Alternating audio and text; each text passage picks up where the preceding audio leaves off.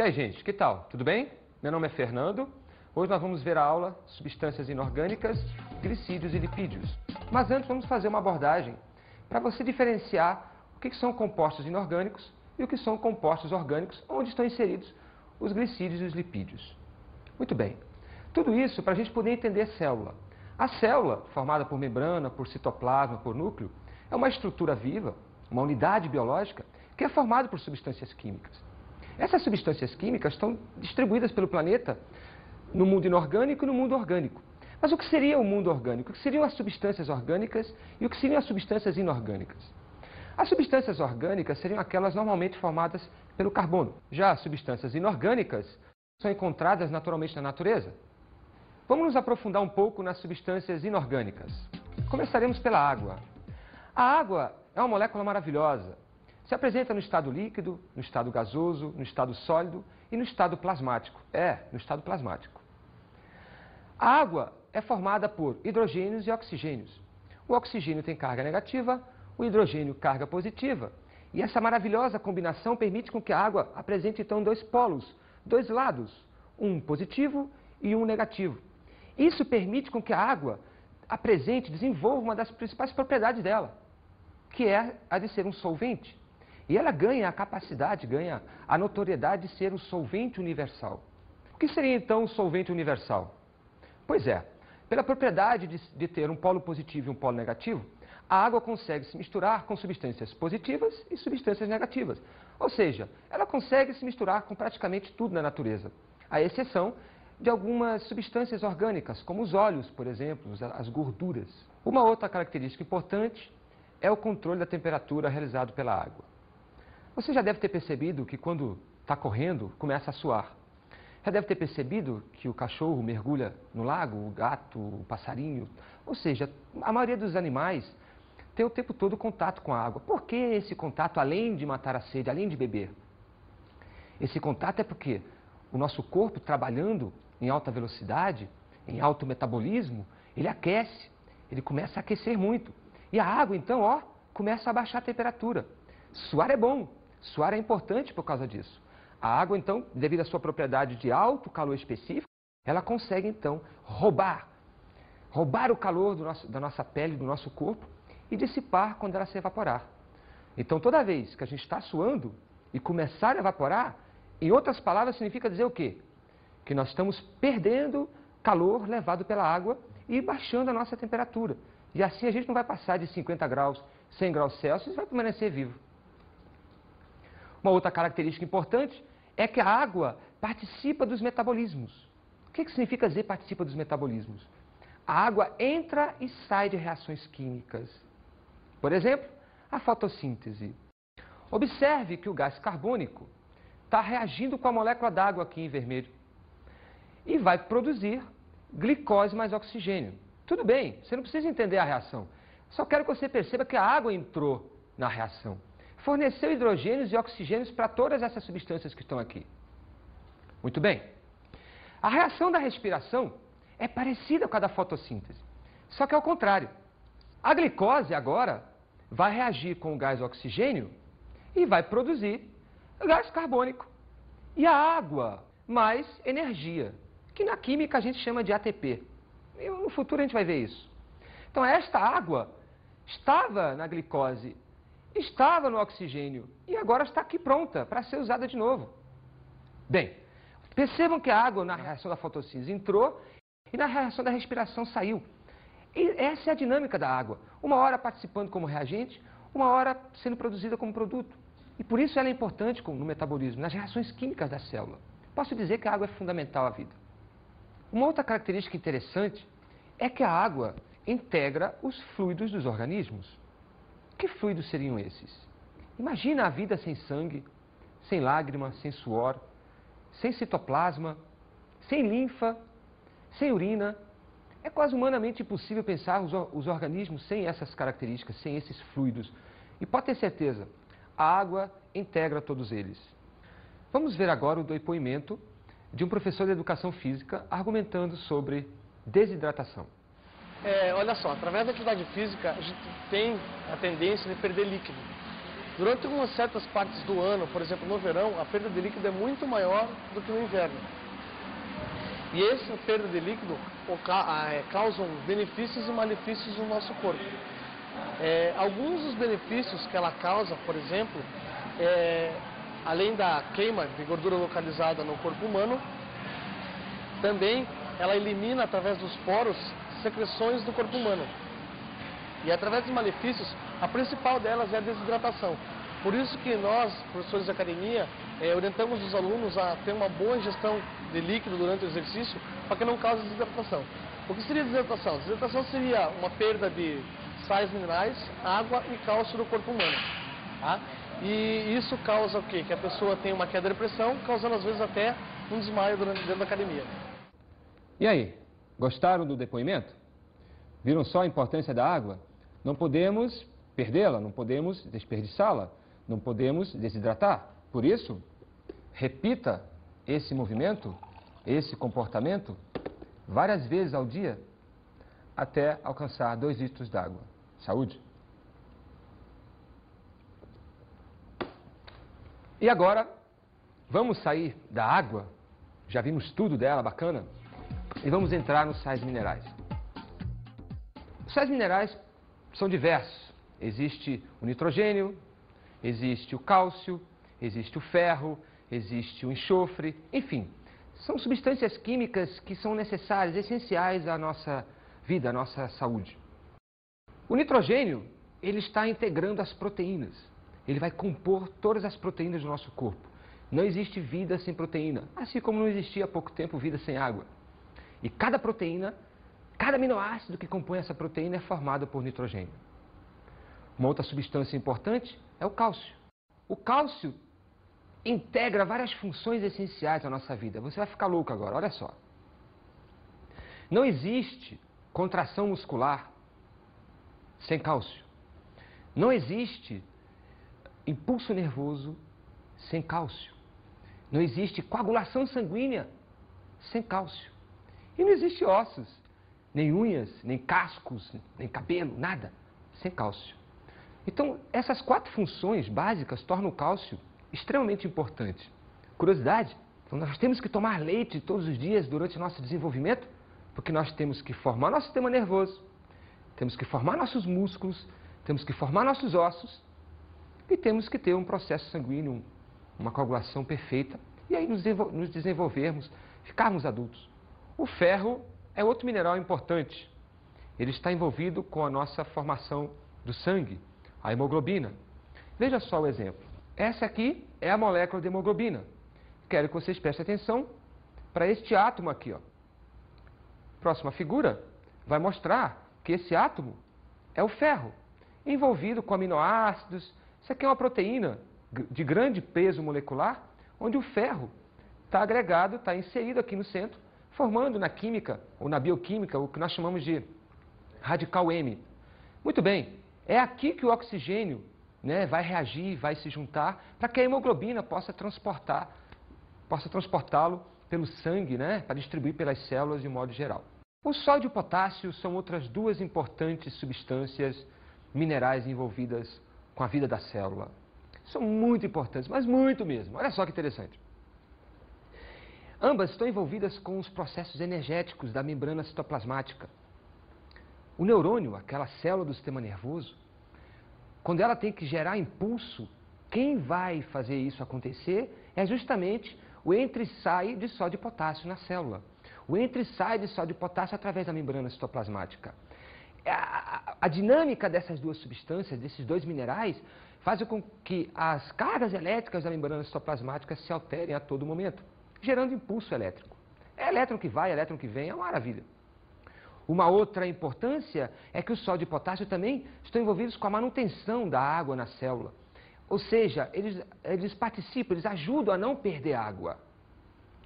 Uma curiosidade, quando a pessoa tem cólera, ela está infectada por uma bactéria e essa bactéria interfere através de substâncias químicas que ela libera na membrana citoplasmática a tal ponto de afetar a dinâmica, a entrada e a saída de sódio e potássio na célula. O que acontece com a célula?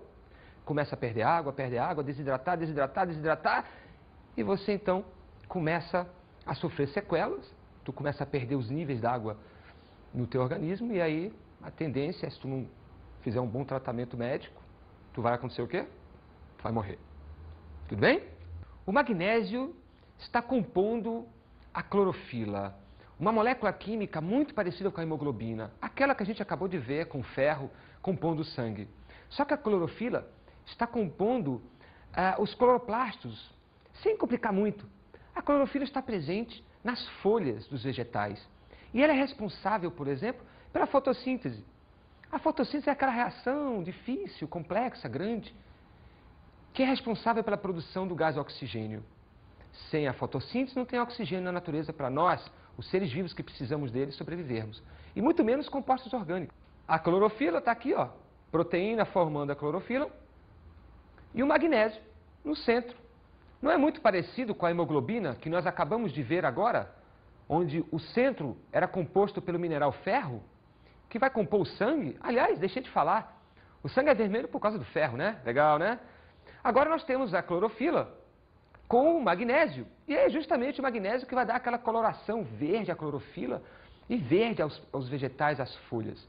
Olha só que maravilha, esse mineral está envolvido com a fotossíntese. Sem ele não existe essa reação, sem ele não vai existir oxigênio nem compostos orgânicos. É muito importante isso.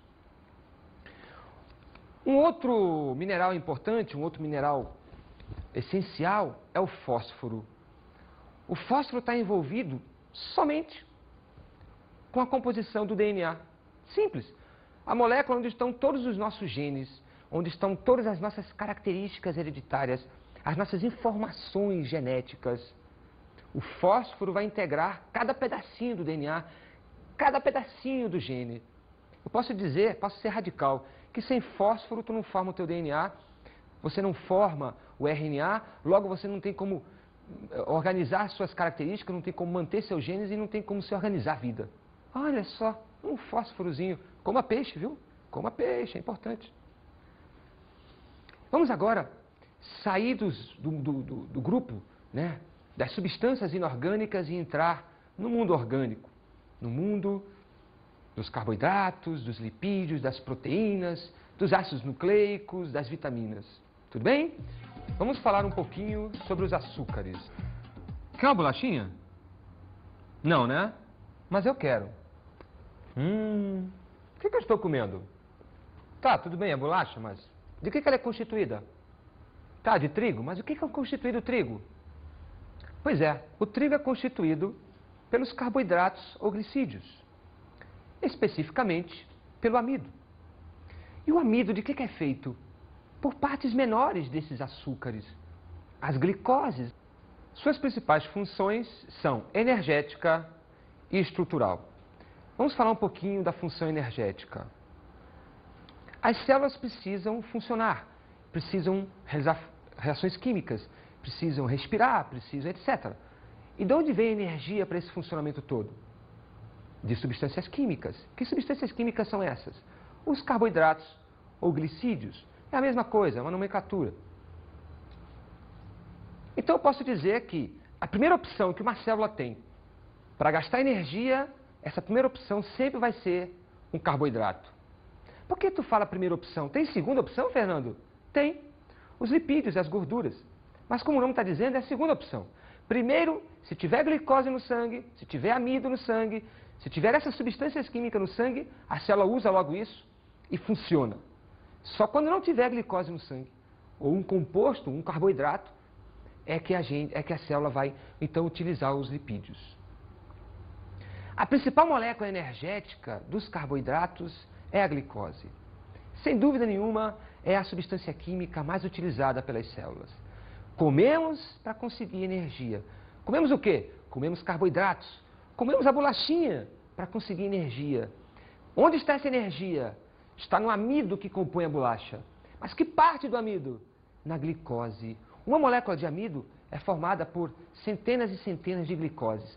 Quando esse amido é quebrado, as glicoses ficam soltas e então a célula utiliza. Ela vai pegar cada uma dessas glicoses e vai misturar com gás oxigênio e dali vai sair a energia. Função estrutural.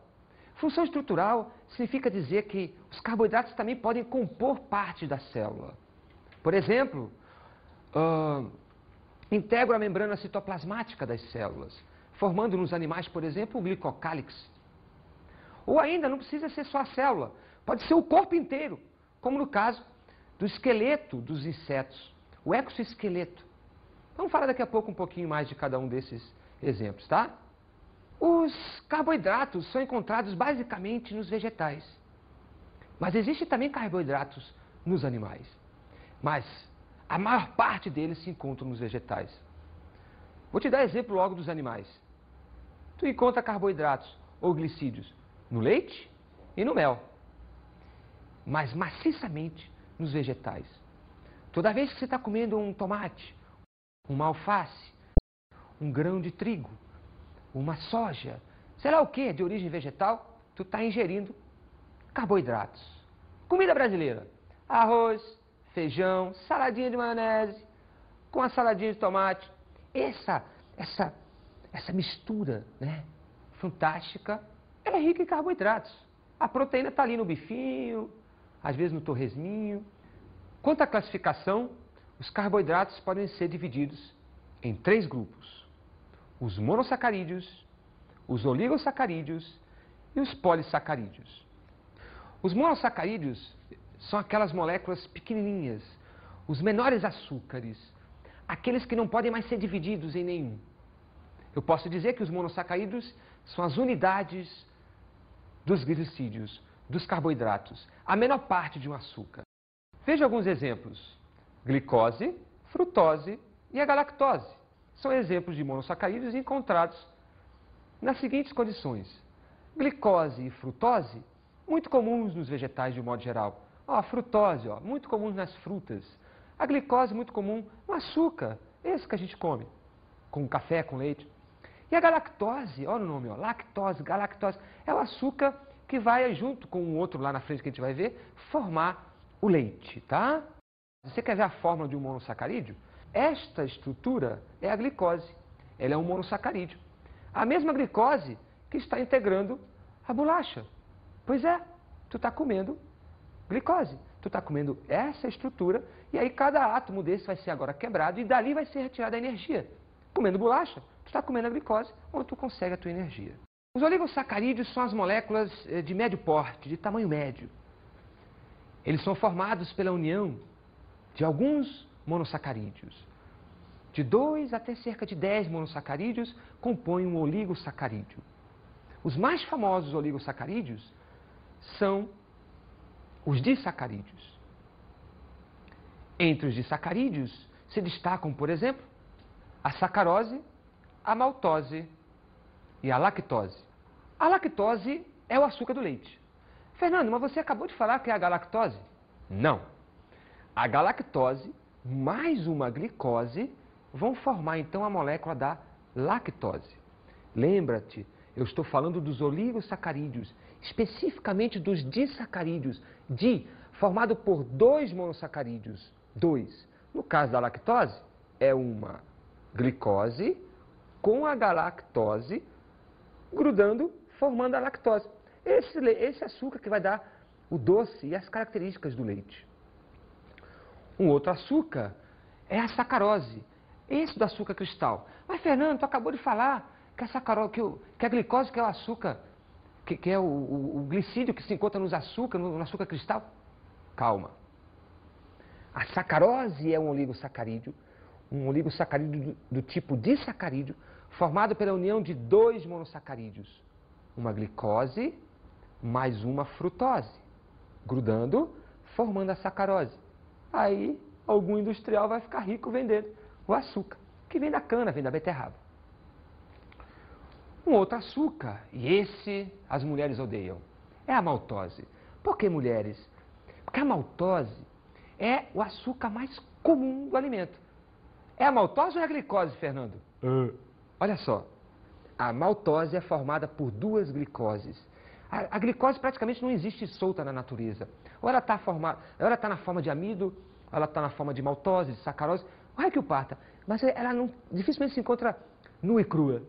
Então eu posso dizer para ti que quando eu tenho 2 glicoses juntas, eu tenho uma maltose. A maltose é má, né? Porque quando tu estás comendo a bolachinha, Na verdade, tu está comendo amido. O amido depois vai ser quebrado em maltoses. E as maltoses depois em duas glicoses.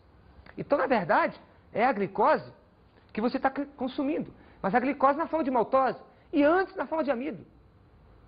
Entenderam então? Oligosacarídeos se destacam os disacarídeos, formando pela união de dois monossacarídeos. Reparam o que é comum?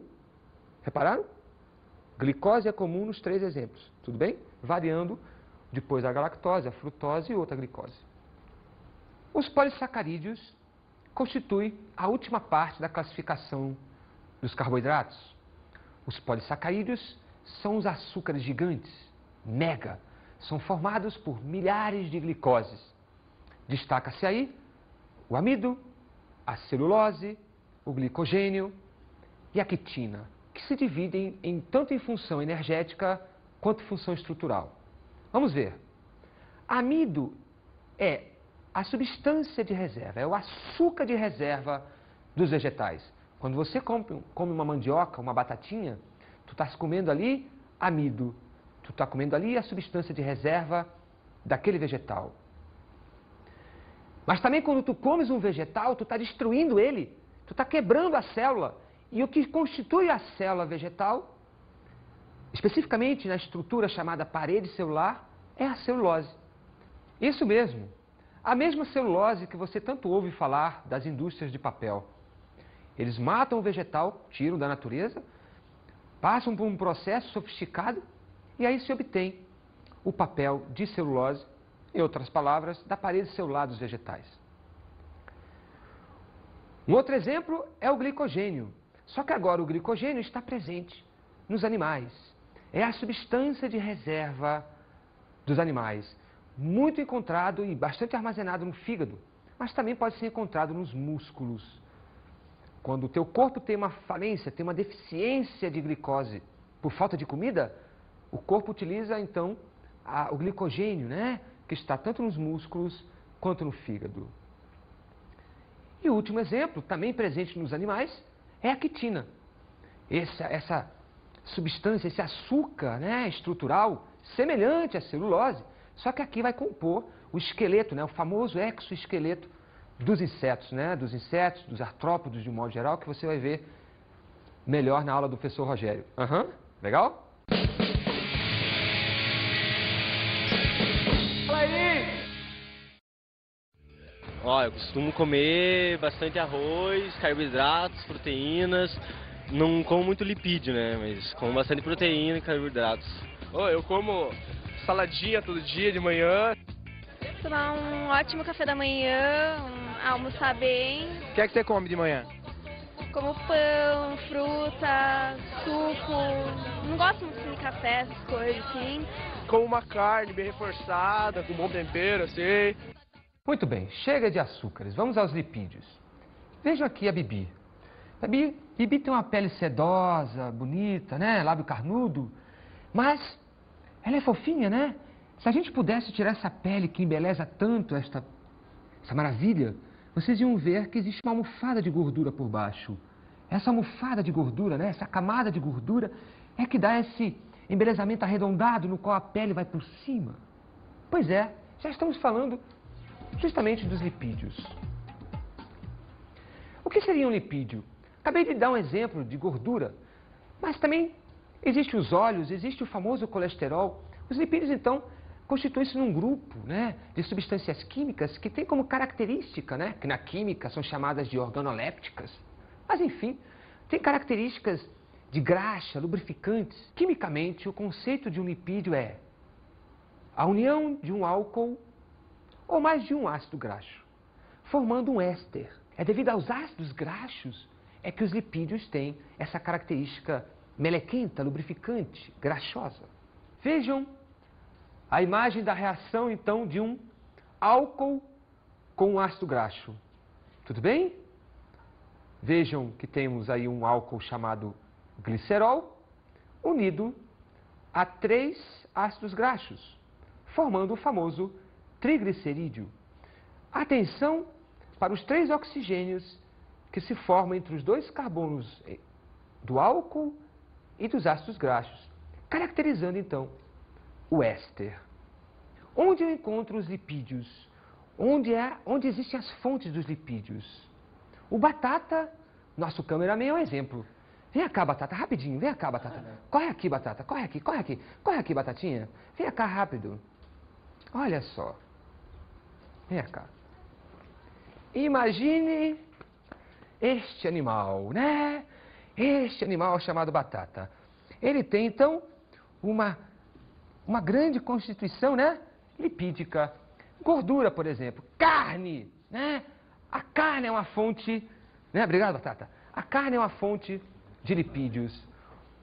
Onde se encontram as gorduras, por exemplo. Uma outra fonte são os óleos vegetais. As sementes, né, dos vegetais apresentam bastante óleo. Outra fonte seria o leite e seus derivados. A nata do leite, muito rica em lipídios, muito rica em gordura. Daí, desenvolver o leite desnatado, justamente para eliminar esse excesso de gordura para as dietas, né, das pessoas. Os mariscos também são bastante ricos em lipídios, principalmente no colesterol. Cuidado, pessoas cardíacas. O camarão é rico em colesterol. Daqui a pouco a gente vai falar sobre ele. Os lipídios são classificados em 3 grupos. Lipídios simples, lipídios de cadeias abertas. Por exemplo, os triglicerídeos. Os lipídios complexos ou conjugados. Aqueles formados por álcool, ácido graxo e qualquer outra substância agregada, uma proteína, um açúcar. E os esteroides? Bem, os esteroides seriam os lipídios de cadeia fechada, ou caracteristicamente de cadeia fechada, onde se insere o colesterol. Vamos falar um pouquinho agora de cada um. Lipídios simples. Os lipídios simples se destacam 2 subgrupos: glicerídeos e cerídeos. Os glicerídeos têm esse nome devido ao seu álcool constituinte, o glicerol. Quando eu tenho um glicerol mais os ácidos graxos, eu componho um glicerídeo. Os exemplos de glicerídeos são as gorduras e os óleos. As gorduras normalmente são saturadas e os lipídios do tipo óleos insaturados. Os cerídeos constituem-se o último grupo dos lipídios simples. E ali se encontram as ceras, de um modo geral, tanto de origem animal quanto de origem vegetal. Tudo bem? Cera de ouvido, cera de abelha, de origem animal. E as ceras que revestem a uva, por exemplo, de origem vegetal. Os esteroides têm a fama por causa do seu principal integrante, que é o colesterol. O colesterol, gente, é uma molécula que, quando se junta com uma proteína, vai se transformar numa glicoproteína e que na mídia, hoje em dia, é conhecida como colesterol bom e colesterol ruim. Colesterol bom chamado de HDL e o colesterol ruim de LDL. Tranquilo? Cuidado com o colesterol ruim, porque ele se acumula nos vasos e pode, então, causar problemas cardiovasculares. Os lipídios complexos destacam-se aí os fosfolipídios e as glicoproteínas que acabamos de falar dos esteroides aqui, do colesterol. Não vamos confundir. Quando o colesterol se junta com uma proteína, eu deixo de ter apenas ácidos graxos e álcool e passo a ter também um componente diferente, que é a proteína. Então, quando eu tenho colesterol mais proteína, eu formo uma glicoproteína e aí, nesse momento, eu tenho um lipídio complexo. Se eu só tiver o colesterol, eu tenho um lipídio do tipo esteroide. Se eu tiver o colesterol misturado com proteína, eu tenho um lipídio complexo, o famoso HDL e o LDL. Os fosfolipídios têm uma organização toda especial. Eles são conhecidos como lipídios alfinete porque eles têm a cabeça, né? A cabeça do lipídio, que é formado por fósforo e o álcool, onde estão grudados 2 cadeias de ácidos graxos. Esses lipídios é que vão compor a membrana citoplasmática. A cabeça do lipídio fosfolipídio é chamada de polar e os ácidos graxos de apolar. Traduzindo, essa região aqui, a região polar, pode se misturar, pode se associar com água, mas a apolar não. Isso é muito importante para o mecanismo de transporte de substâncias através da membrana citoplasmática, matéria que você vai ver com o professor Hélio. Tranquilo? Legal?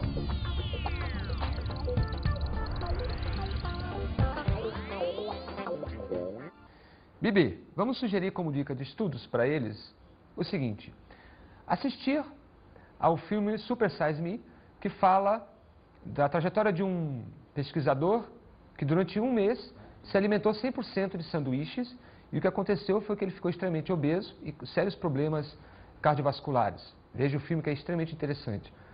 Depois também você pode fazer uma pesquisa do colesterol e os hormônios do corpo humano. Vai lá que tem muita coisa interessante para você ver a importância do colesterol. E por último, se você não estiver cansado, monte uma tabela da sua alimentação do dia a dia, durante uma semana ou um mês, e veja o que você mais come e veja se você vai ter tendência para engordar ou permanecer como está hoje. Tá legal? Até mais e a gente se vê. Tchau!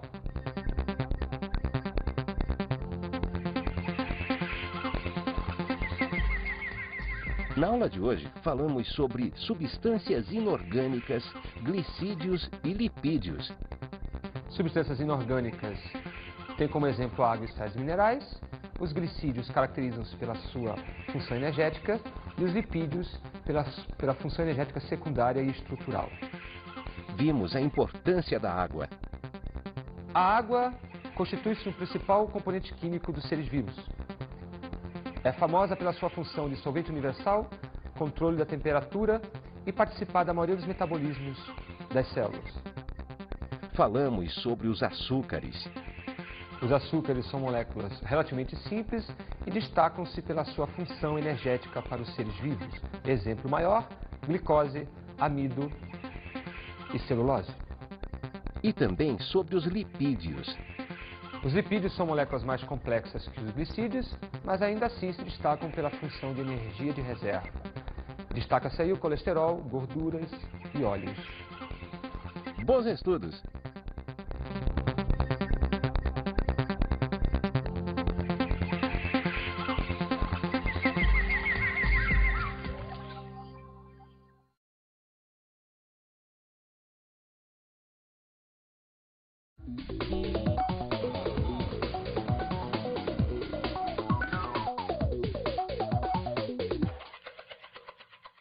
Professor, sugiro que você nunca deixe de enfatizar as funções dessas substâncias.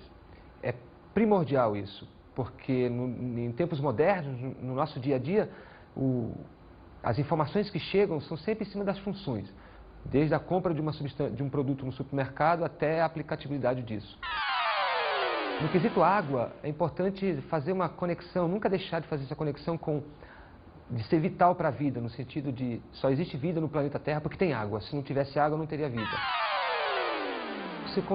No que se detém aos sais minerais, citar pelo menos 5 deles, e sempre com funções mais de uma. Tá? Cálcio, dou uma sugestão. Começa sempre pelo cálcio, que tudo vai fácil. Sobre glicídios e lipídios, faça sempre um paralelo, porque os dois são muito parecidos e sempre são estudados juntos. E deixe bem claro que um é usado primeiro pelas células, o outro é usado depois. Tá? Passe essa ideia para os alunos por comparação. Tá? Cita exemplos. É tão bom quando cita exemplos do dia a dia. Sugere, pega algumas tabelas, uns rótulos de supermercado e olha o que tem aqui, o que tem ali. Enfim. Boa sorte.